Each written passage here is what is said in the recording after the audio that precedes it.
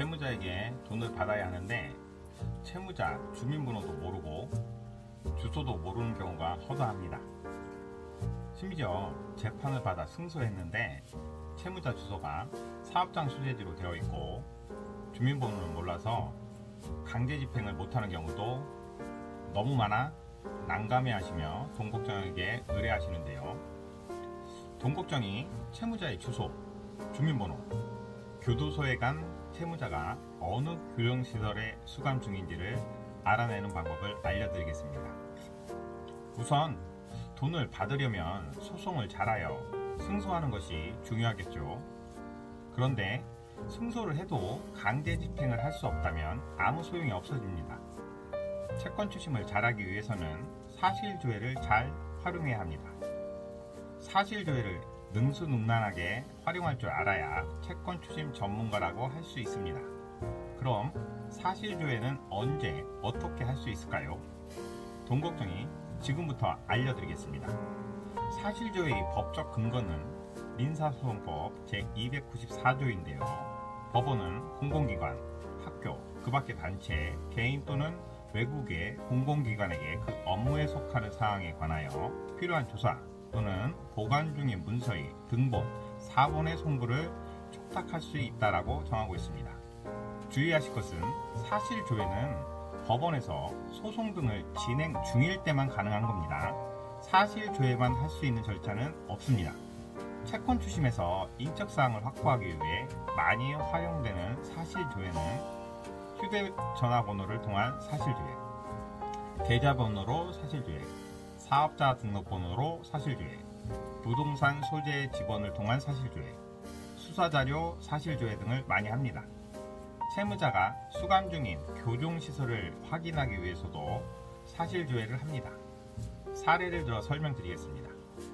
돈걱정의 의뢰인께서 채무자를 상대로 물품대금 3억을 청구해서 소송에서 승소하시고 판결문을 받아왔습니다. 그런데 주소가 사업장 소재지라서 강제집행을 할 수 없는 상황이었습니다. 강제집행을 하려면 이름, 주민등록번호, 주민등록상의 주소가 필요합니다.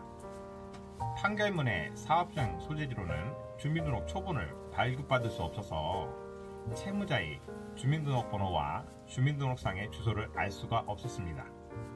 그럼 어떻게 해야 할까요? 채권자는 소송을 하면서 사실조회를 통해 채무자의 인적사항을 확보했어야 하는데 이미 소송이 끝나서 사실조회를 할 수 없고 압류 및 추심명령 신청을 했는데 주소 보정명령만 해줄 뿐 사실조회를 해주지는 않는다고 어떻게 하냐고 채권자가 걱정이 많았습니다. 그래서 돈걱정이 재산명시 신청을 통해 사실조회하면 된다고 말씀드렸죠. 소송이 끝나고 사실조회하는 방법을 많은 분들이 모르시는데요. 이때에는 재산명시 신청을 통해서 사실조회를 신청하면 됩니다. 이 사례에서는 채무자의 사업자 등록번호를 알고 있었기에 관할 세무서에 사실조회를 촉탁해달라고 재산명시 신청을 진행하고 있는 법원에 신청하여 채무자의 인적사항을 알아냈고 법원의 주소보정 명령을 받아 채무자의 주소지를 확인하였습니다. 그런데 채무자의 주민등록이 말소되어 있었습니다. 알아보니 채무자는 교도소에 수감되었다고 합니다. 그럼 채무자가 어느 교도소에 수감되었는지 알아야 하는데 당황스럽죠. 이때는 법무부 교정본부 보안과에 사실조회를 해달라고 법원에 사실조회 신청을 하면 됩니다. 그럼 채무자가 어느 교도소에 있는지 수용번호까지 알려줍니다.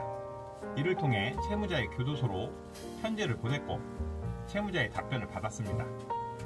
채무자의 답변은 일부는 자신의 배우자를 통해 변제하고 출소하면 성실하게 갚겠다는 내용이었습니다. 판결문에 채무자의 인적사항이 없어서 강제집행을 못하고 계시는 채권자분들은 재산명시 신청을 통해 사실조회를 하시면 됩니다. 돈걱정은 채권 추심을 위해 부단히 노력하고 있습니다. 구독, 좋아요로 응원 부탁드립니다. 여러분의 돈 걱정을 싹 날려주는 방송, 돈 걱정입니다.